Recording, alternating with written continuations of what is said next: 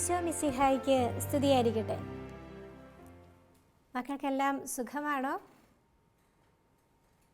വേദപാഠത്തിൻ്റെ ഈ വിശ്വാസ പരിശീലന കളരിയിലൂടെ നമ്മൾ കടന്നു പോയിക്കൊണ്ടിരിക്കുമ്പോൾ 2 പാഠങ്ങൾ നമ്മൾ പഠിച്ചു കഴിഞ്ഞു അല്ലേ? അതിനകത്ത് കഥകളിലൂടെ, വീഡിയോയിലൂടെ, പാട്ടുകളിലൂടെയെല്ലാം നമ്മൾ പല കാര്യങ്ങളും പഠിച്ചു. നമ്മൾ പല വ്യക്തികളെയും കണ്ടു. നമുക്ക് മാതൃകകളായിട്ട് വരുന്ന പലരെയും നമ്മളതിൽ ദർശിച്ചു. നമ്മളതിൽ നിന്നും കുറേ നല്ല കാര്യങ്ങളെല്ലാം നമ്മുടെ ജീവിതത്തിലേക്ക് ചേർത്ത് വെച്ചു. എല്ലാം ഓർക്കുന്നുണ്ടോ? പഠിക്കണമെന്നും എഴുതണമെന്നും ഒക്കെ പറഞ്ഞ ചോദ്യങ്ങളും ഉത്തരങ്ങളും എല്ലാം നിങ്ങളുടെ ബുക്കിലുണ്ടോ? നിങ്ങളുടെ മനസ്സിലുണ്ടോ? ഓക്കെ, അതെല്ലാം ഓർത്ത് വെച്ചുകൊണ്ട് ഇന്ന് സിസ്റ്റർ നിങ്ങളെ ആദ്യം നിങ്ങൾക്ക് ഇഷ്ടപ്പെട്ട ഒരാളുടെ ചിത്രം കാണിക്കുകയാണ്. ഒന്ന് നോക്കിക്കേ, ആരുടെ ഫോട്ടോയാ സിസ്റ്റർ കാണിച്ചിരിക്കുന്നത്? അറിയാലോ, ആരുടെയാണ്? ഫ്രാൻസിസ് മാർപ്പാപ്പയുടെ, നമ്മുടെ പ്രിയപ്പെട്ട ഫ്രാൻസിസ് പാപ്പായുടെ. ഒന്നുകൂടി, ഇതെന്തിൻ്റെ ചിത്രമാ? അറിയാം അല്ലേ, സ്കൂൾ അസംബ്ലിയുടെ ചിത്രം. സ്കൂൾ അസംബ്ലിയിൽ ക്ലാസ്സുകളിൽ നിന്ന് വളരെ അച്ചടക്കത്തോടുകൂടി ഇറങ്ങി വന്ന് ലൈനായി നിന്ന് പ്രതിജ്ഞ ചൊല്ലുന്ന ഒരു ചിത്രമാണ് അവിടെ നമ്മൾ കാണുക. മൂന്നാമത് ഒന്നുകൂടി നോക്കിക്കേ, നമ്മുടെ പ്രധാനമന്ത്രിയുടെ ചിത്രം. എന്താ ഈ ചിത്രങ്ങൾക്കെല്ലാം ഉള്ളൊരു പ്രത്യേകത? ഇവരെല്ലാം എങ്ങനെയാണ് നമുക്ക് മുൻപിൽ വളരെ പ്രത്യേക വ്യക്തികളായിട്ട് വരിക? വിശ്വാസികളുടെ മുഴുവനും നേതാവായിട്ട്, തലവനായിട്ട് ഫ്രാൻസിസ് പാപ്പായും ഇന്ത്യയുടെ മുഴുവൻ പൗരന്മാരുടെയും പ്രധാനമന്ത്രിയായി നരേന്ദ്രമോദിയും സ്കൂളിലെ അസംബ്ലിയിൽ അവരുടെ നേതാവായി അവിടെ നിൽക്കുന്ന സ്കൂൾ ലീഡറുമൊക്കെ എപ്രകാരമാണ് നമുക്ക് മുൻപിൽ തെളിഞ്ഞു വരിക? എങ്ങനെയാണ്? ഒരു തിരഞ്ഞെടുപ്പിലൂടെ. അതെ, ഈ മൂന്നാമത്തെ പാഠത്തിൽ നമ്മൾ പഠിക്കുന്ന തിരഞ്ഞെടുപ്പിൻ്റെ കഥയാണ്. ദൈവത്തിൻ്റെ തിരഞ്ഞെടുപ്പിൻ്റെ കഥ. ആ കഥ പഠിക്കും മുമ്പ് നമ്മളെയും ദൈവം തിരഞ്ഞെടുക്കുന്നുണ്ടല്ലേ, ദൈവത്തിൻ്റെ പ്രിയപ്പെട്ട മകളായി, മകനായി. അപ്പോൾ ആ തിരഞ്ഞെടുപ്പിലേക്ക് നമ്മളെയും ചേർക്കുവാൻ നമുക്കൊന്ന് പ്രാർത്ഥിക്കാം. എഴുന്നേറ്റ് നിൽക്കാം, കൈകൾ കൂപ്പാം, കണ്ണുകളടച്ച് നല്ല ഈശോയോട് നമുക്ക് പ്രാർത്ഥിക്കാം. സ്നേഹമുള്ള ഈശോയെ, അങ്ങ് ഞങ്ങൾക്ക് നൽകിയിരിക്കുന്ന ദാനമായ ഈ ജീവിതം ഒത്തിരി ഇഷ്ടത്തോടെ സ്വീകരിച്ചുകൊണ്ട് അങ്ങ് നൽകുന്ന ഞങ്ങളുടെ ഹൃദയത്തിൽ സ്നേഹം നിറച്ച് എന്നും അങ്ങയുടെ പ്രിയപ്പെട്ട മക്കളായി ജീവിക്കുവാൻ ഞങ്ങളെ അനുഗ്രഹിക്കണമേ. തിരഞ്ഞെടുത്ത് ചേർത്തു നിർത്തി അങ്ങയെപ്പോലെ ജീവിക്കുവാൻ ഞങ്ങളെ പഠിപ്പിക്കണമേ. വീട്ടിൽ, സ്കൂളിൽ, ഞങ്ങളായിരിക്കുന്ന ഇടങ്ങളിലെല്ലാം അങ്ങയുടെ പ്രിയപ്പെട്ട മകനായി, മകളായി ജീവിക്കുവാൻ ഞങ്ങളെ അനുഗ്രഹിക്കണമേ. വചനത്തിലൂടെ അങ്ങയെ കണ്ടെത്തുമ്പോൾ അങ്ങയെ ദർശിക്കുവാൻ, അങ്ങയെ സ്നേഹിക്കുവാൻ ഞങ്ങളുടെ ഹൃദയത്തെ ഒരുക്കണമേ. പിതാവിൻ്റെയും പുത്രൻ്റെയും പരിശുദ്ധാത്മാവിൻ്റെയും നാമത്തിൽ ആമേൻ. ഇരിക്കാം. നമ്മുടെ മൂന്നാമത്തെ പാഠത്തിൻ്റെ പേരെന്താണെന്നറിയോ? ഇസ്രായേലിൻ്റെ തിരഞ്ഞെടുപ്പ്. ഇസ്രായേലിൻ്റെ തിരഞ്ഞെടുപ്പ്. അവിടെ കഴിഞ്ഞ രണ്ടാമത്തെ പാഠത്തിൽ നാം കണ്ടെത്തിയിരുന്നു ദൈവം പ്രത്യേക വിധമായി തിരഞ്ഞെടുത്തൊരു വ്യക്തിയെ. ആരായിരുന്നു അത്? ഒരു വലിയ ചാച്ചൻ. ആരായിരുന്നു അത്? അബ്രാഹം. ദൈവം തിരഞ്ഞെടുത്ത വ്യക്തിയായിരുന്നു ആര്? അബ്രാഹം. ആരുടെ പിതാവായി? വിശ്വാസികളുടെ പിതാവായി, വലിയ ജനതയുടെ പിതാവായി. അങ്ങനെ തിരഞ്ഞെടുത്ത അബ്രാഹത്തിന് വാഗ്ദാന പ്രകാരം ഒരു പുത്രൻ ലഭിച്ചിരുന്നു. അങ്ങനെ ലഭിച്ച ആ പുത്രൻ്റെ പേരെന്തായിരുന്നു എന്ന് ഓർമ്മയുണ്ടോ? ഇസഹാക്ക്. നന്നായി പഠിച്ചിട്ടുണ്ടല്ലോ. അപ്പോൾ അബ്രാഹത്തെ തിരഞ്ഞെടുത്തു, ശേഷം ആരെ തിരഞ്ഞെടുക്കുന്നു? ഇസഹാക്കിനെ തിരഞ്ഞെടുത്തു. വീണ്ടും ദൈവം ആ ഇസഹാക്കിനെ അനുഗ്രഹിക്കുകയാണ്. വളരെ വലിയ ദാനങ്ങൾ നൽകി, കൃപകൾ നൽകി ദൈവം ഇസഹാക്കിനെ അനുഗ്രഹിക്കുകയാണ്. നിന്റെ പിതാവായ അബ്രാഹത്തോട് ചെയ്ത വാഗ്ദാനം ഞാൻ നിറവേറ്റും. ആകാശത്തിലെ നക്ഷത്രങ്ങൾ പോലെ നിന്റെ സന്തതികളെ ഞാൻ എന്തു ചെയ്യും? വർദ്ധിപ്പിക്കും. ഈ ദേശമെല്ലാം നിന്റെ സന്തതികൾക്ക് ഞാൻ നൽകും. ഇതായിരുന്നു ദൈവം നൽകിയ വാഗ്ദാനം. ആ വാഗ്ദാനം സ്വീകരിച്ചപ്പോൾ ഇസഹാക്കിന് പിന്നീട് ദൈവത്തിൽ ആശ്രയിച്ചുള്ളൊരു ജീവിതമായിരുന്നു. പേടിക്കാൻ എന്തെങ്കിലും ഉണ്ടോ? ഇല്ല അല്ലേ? ശക്തനായൊരു ദൈവം കൂടെയുള്ളപ്പോൾ, അനുഗ്രഹിക്കുന്ന ഒരു ദൈവം കൂടെയുള്ളപ്പോൾ പിന്നെന്തിനാ നമുക്ക് പേടി? അങ്ങനെയിരിക്കെ ഇസഹാക്കിന് 2 കുട്ടികൾ ജനിച്ചു. അവരെ നമ്മൾ ഒന്നിച്ച് വിളിക്കും ഇരട്ട കുട്ടികൾ എന്ന്. അങ്ങനെ ജനിച്ച ആ ഇരട്ട കുട്ടികളുടെ പേര് അറിയാവോ? ഇല്ല അല്ലേ? പറഞ്ഞു തരാം. ആ ഇരട്ട കുട്ടികളുടെ പേരാണ് ഏസാവ്, യാക്കോബ്. ഓർത്തിരിക്കണം കേട്ടോ. അപ്പോൾ ഇസഹാക്കിന് ജനിച്ച ഇരട്ട കുട്ടികളുടെ പേരാണ് ഏസാവ്, യാക്കോബ്. അങ്ങനെ ദൈവം തിരഞ്ഞെടുത്ത വ്യക്തികളിൽ അംഗങ്ങളായി തീരുകയാണ് ഇവർ ഓരോരുത്തരും. അബ്രാഹം, സാറ, അവർക്ക് ജനിക്കുന്ന വാഗ്ദാനത്തിൻ്റെ പുത്രൻ ഇസഹാക്ക്, റബേക്ക, അവർക്ക് ജനിക്കുന്ന ഇരട്ട കുട്ടികൾ ഏസാവ്, യാക്കോബ്. അങ്ങനെ ഈ കുടുംബം ഇങ്ങനെ വളർന്നു വരികയാണ്. അങ്ങനെ വരുമ്പോഴാണ് ദൈവത്തിൻ്റെ പ്രത്യേക വിധമായ ഇടപെടലുണ്ടാവുക. ഏസാവും യാക്കോബും ജനിക്കുന്നതിന് മുൻപേ അവരുടെ അമ്മയ്ക്ക് ദൈവം ഒരു അരുളപ്പാട് കൊടുത്തിട്ടുണ്ടായിരുന്നു. അത് വലിയ രസമാണ്. കേൾക്കണേ.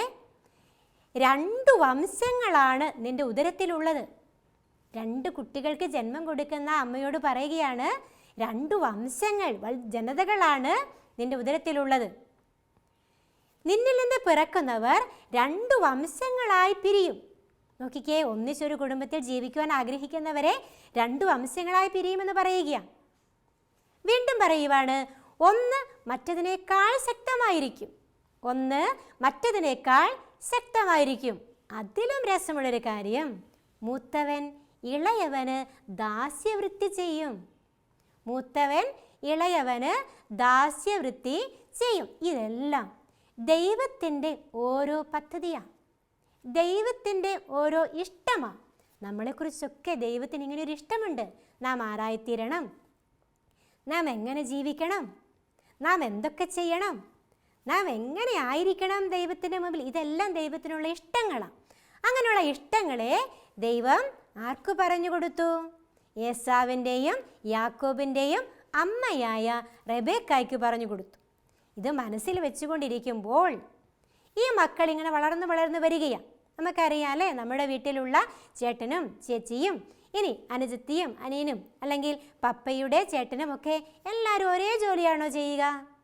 ആണോ? ചിലർ ടീച്ചറായിരിക്കാം, ചിലരെന്തായിരിക്കാം? ഡ്രൈവറായിരിക്കാം, ചിലരോ എൻജിനീയർ ആയിരിക്കാം, നേഴ്സായിരിക്കാം, ഡോക്ടറായിരിക്കാം. ഇതൊക്കെയാണല്ലേ. എന്ന് പറഞ്ഞ പോലെ ഈ കുടുംബത്തിലെ മൂത്ത മകനായ ഏസാവ് നായാട്ടിൽ സമർത്ഥനായിരുന്നു. എന്നാൽ ഇളയ മകനായ യാക്കോബോ കൃഷിക്കാരനായിരുന്നു.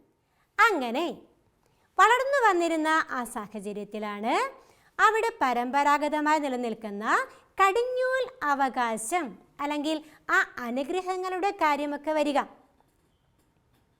മക്കൾക്ക് പിതാക്കന്മാരുടെ അനുഗ്രഹം ലഭിക്കുക എന്നുള്ളത് വലിയ കാര്യമാണ്.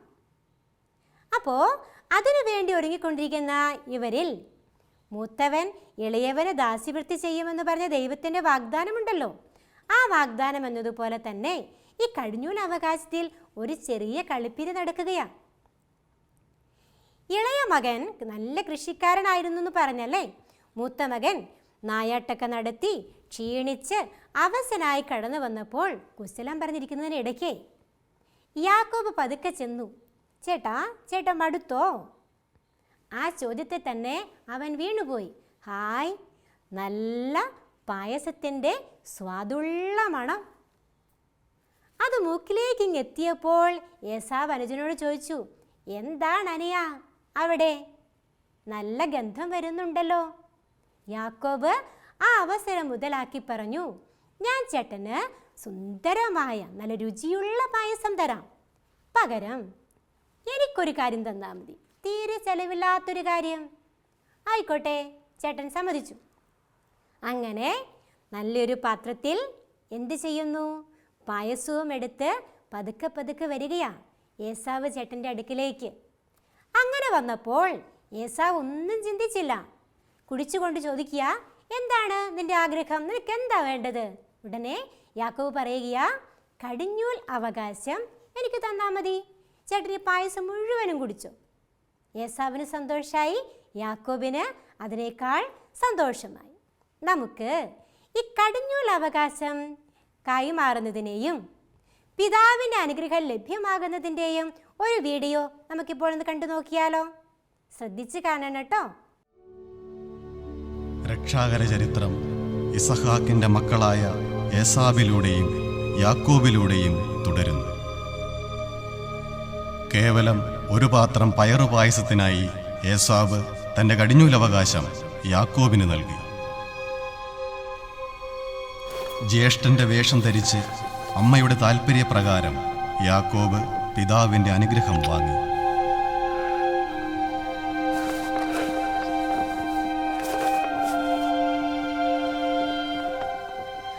ദൈവദത്തമായ കൃപകളെ ഭൗതിക ലാഭത്തിനു വേണ്ടി വിൽക്കുന്നവർ സ്വന്തം ജീവിതം തന്നെയാണ് വിൽക്കുന്നത് എന്ന യാഥാർത്ഥ്യം ഈ സംഭവം നമ്മളെ ഓർമ്മപ്പെടുത്തുന്നു. നിങ്ങൾക്ക് മനസ്സിലായോ? അതിൽ പിതാവ് അനുഗ്രഹിക്കുവാനായി വിളിക്കുന്ന മകനെ നിങ്ങൾ കണ്ടോ? കണ്ടു അല്ലേ? അവിടെ കടിഞ്ഞൂൽ അവകാശം തൻ്റെ സ്വന്തമാക്കിയെടുത്ത യാക്കോബ് പിന്നീടൊരു കുതിച്ചുപായലാണ്. അവൻ്റെ കൂടെ നിൽക്കാൻ അവൻ്റെ അമ്മയും ഉണ്ടായിരുന്നു, റബേക്ക. ഈ വാഗ്ദാനങ്ങളെല്ലാം ഉള്ളിൽ സ്വന്തമായി സ്വീകരിച്ച റബേക്ക ഇളയ മകനു വേണ്ടി കരുതലോടെ നടക്കുകയാണ്. അങ്ങനെ ഇരിക്കുമ്പോഴാണ് ഒരു ദിവസം ഇസഹാക്ക് ഏസാവിനെ വിളിച്ചു പറയുക, നീ നായാട്ടിനു പോയി നല്ല ഇറച്ചി കൊണ്ടുവന്ന് വേവിച്ച് എനിക്ക് കൊണ്ടുവന്ന് തരണം. അത് ഭക്ഷിച്ച് സംതൃപ്തമായി എനിക്ക് നിന്നെ അനുഗ്രഹിക്കണമെന്ന്. ഇത് കേട്ട് റബേക്ക എന്ത് ചെയ്തെന്നോ? യാക്കോബിനെ സ്നേഹത്തോടെ വിളിച്ച് ആട്ടിൻകുട്ടികളിൽ ഒന്നിനെ കൊന്ന് ആടിനിറച്ചി കൊണ്ടുപോയി പിതാവിന് കൊടുത്ത് അനുഗ്രഹം വാങ്ങാൻ വേണ്ടി ഉദ്ബോധിപ്പിച്ചു. അങ്ങനെ യാക്കോബ് ആടിൻ്റെ രോമമെല്ലാം ദേഹത്ത് വെച്ച് കെട്ടി കടന്നു ചെല്ലുകയാണ്. കാരണം എന്താ? ഈ നായാട്ടിവരൻ്റെ ദേഹത്ത് മുഴുവനും രോമങ്ങളുണ്ടായിരുന്നു. കൃഷിക്കാരൻ്റെ ദേഹത്ത് രോമങ്ങളൊന്നുമില്ലായിരുന്നു. തൊട്ടു നോക്കിയാൽ പിതാവിനറിയാം, കണ്ണ് തീരെ കാണില്ലായിരുന്നു, ശബ്ദം കേൾക്കാം. അങ്ങനെ കടന്നു ചെല്ലുന്ന യാക്കോബിനോട് ഇസഹാക്ക് ചോദിക്കുന്നൊരു ചോദ്യമുണ്ട്. എന്താണെന്നറിയോ? ദേഹം കണ്ടാൽ എൻ്റെ മൂത്ത മകൻ ഏസാവിനെ പോലെയും സ്വരം കേട്ടാൽ എൻ്റെ ഇളയ മകൻ യാക്കോബിനെ പോലെയുമാണല്ലോ എന്ന്. എങ്കിലും പിതാവ് അവിടെ യാക്കോബിനെ അനുഗ്രഹിക്കുകയാണ്. അങ്ങനെ ഈ കടിഞ്ഞൂൽ അവകാശം സ്വന്തമാക്കിയ യാക്കോബ് പിതാവിൻ്റെ അനുഗ്രഹവും സ്വന്തമാക്കുന്ന സമർത്ഥനായി മാറി, ദൈവത്തിന് പ്രിയപ്പെട്ടവനായി മാറുകയാണ്. എന്തുകൊണ്ട്? ദൈവത്തിൻ്റെ വാഗ്ദാനത്തിൻ്റെ ഒരു കണ്ണിയായിരുന്നു ആര്? ഈ യാക്കോബ്. ഇതെല്ലാം കഴിഞ്ഞപ്പോൾ ഏസാവിന് പറ്റിയ അമളി മനസ്സിലായി. ഏസാവ് ക്രുദ്ധരായി ദേഷ്യം പിടിച്ചു. എന്തിന്? ഇവൻ എന്നെ പറ്റിച്ചു. എനിക്ക് കിട്ടേണ്ട ആ അവകാശങ്ങൾ അനുഗ്രഹങ്ങളെല്ലാം ഇവൻ തട്ടിയെടുത്തു. ചെറിയൊരു പായസത്തിൻ്റെ പുറത്ത് കൊടുത്ത കാര്യമൊന്നും ഏസാവ് തീരെ ഓർത്തേയില്ല, മറന്നുപോയി. അങ്ങനെ ഇരിക്കുമ്പോൾ യാക്കോബിനോട് ഭയങ്കര ദേഷ്യമായി. എന്ത് ചെയ്തെന്നോ? ഇവനെ എങ്ങനെയെങ്കിലും വക വരുത്തണമെന്ന് വിചാരിച്ച് ഏസാവ് നോക്കി നടക്കുകയാണ്. ഇത് മനസ്സിലാക്കിയ റബേക്ക എന്ത് ചെയ്തു? യാക്കോബിനെ ഇവിടെ നിന്ന് ഹാരാനിലേക്ക് പറഞ്ഞയച്ചു.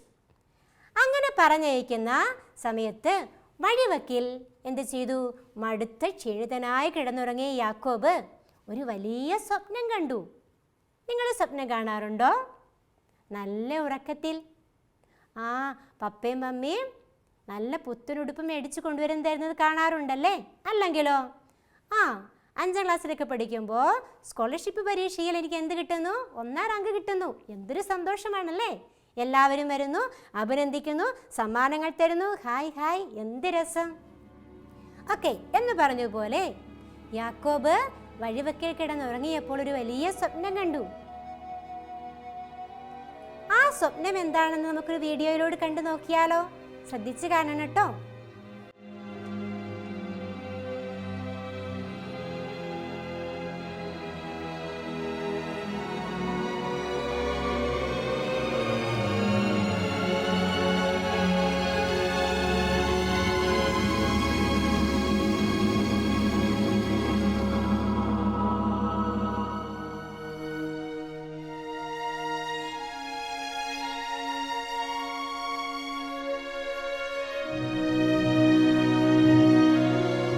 ദൈവത്തോടുള്ള മൽപ്പിടുത്തത്തിൽ വിജയിച്ച യാക്കോബുമായി അബ്രാഹത്തിന്റെയും ഇസഹാക്കിന്റെയും ദൈവം ഒരു ഉടമ്പടി സ്ഥാപിച്ചു. യാക്കോബ്, ഇനിമേൽ നീ ഇസ്രായേൽ എന്നറിയപ്പെടും. കണ്ടോ? അതിനകത്ത് ഒരു വലിയ ഗോവണി കണ്ടോ? ആ ഗോവണിയിലൂടെ കയറിപ്പോകുന്ന ദൈവദൂതന്മാർ, മാലാഖമാരുടെ ചിത്രവും നിങ്ങൾ ഇവിടെ കാണുന്നില്ലേ? ആ ചിത്രം പോലെ തന്നെ സ്വർഗത്തിലേക്ക് കയറിപ്പോകുന്ന ദൈവദൂതന്മാരെയാണ് ആര് കണ്ടത്? യാക്കോബ് തൻ്റെ സ്വപ്നത്തിൽ കണ്ടത്. ആ സ്ഥലത്തിൻ്റെ പേരായിരുന്നു ബഥേൽ. എന്തായിരുന്നു പേര്? ബഥേൽ. ഓർത്തു വയ്ക്കണം. ബഥേൽ എന്ന വാക്കിന് ഒരു പ്രത്യേക അർത്ഥമുണ്ട്. എന്താണെന്നോ? ദൈവത്തിൻ്റെ ഭവനം. പറഞ്ഞു നോക്കിക്കേ, ബഥേൽ അർത്ഥം എന്താണ്? ദൈവത്തിൻ്റെ ഭവനം. അങ്ങനെ അവിടെ നിന്നെഴുന്നേറ്റ് ഹാരാനിൽ അമ്മാവനായ ലാബാനോടൊത്ത് 14 വർഷം താമസിച്ചു. ആര്? ഈ യാക്കോബ്. അതിനിടയിൽ ലാബാന്റെ മക്കളായ ലെയായെയും റാഹേലിനെയും അദ്ദേഹം വിവാഹം ചെയ്തു.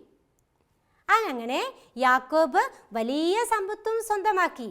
അങ്ങനെ വലിയ ധനാഢ്യനായി വരികയാണ് നമ്മുടെ യാക്കോബ്. എങ്ങനെയാ പോയതെന്ന് ഓർക്കണം കേട്ടോ. അങ്ങനെ കടന്നു പോകുന്ന ആ യാക്കോബ് എന്ത് ചെയ്യുന്നു?